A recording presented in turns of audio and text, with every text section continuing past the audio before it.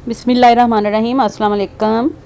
Welcome to the cook with Noore. आज हम आपको बड़ी ही मज़े की ये हेल्दी चना चाट बता रहे हैं जिससे आपका वेट एक हफ़्ते में इंशाल्लाह 3 से 4 किलो कम होगा।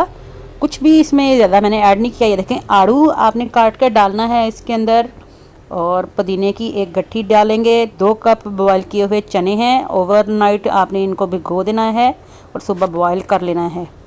और मैंने इसमें 4 लेमन का जूस डाला है, 2 कप काले चने हैं, आधा चम्मच काला नमक डाला है, थोड़ा सा चाट मसाला फ्लेवर देने के लिए, और लेमन जूस डाला है, और आड़ू डाला है। आड़ू भी जो है वेट रिड्यूस करने में बहुत हेल्दी होता है, तो ज़रूर ट्राई करें इसको। आप जब आपको स्नैक्स खाने का या भूख लगे आपको नाश्ते या शाम की चाय के वक़्त, तो आप इसको ट्राई कीजिएगा।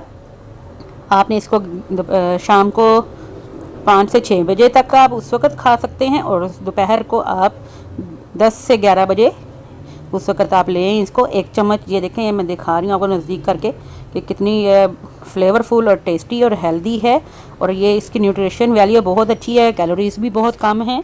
तो ज़रूर ट्राई कीजिएगा इसको।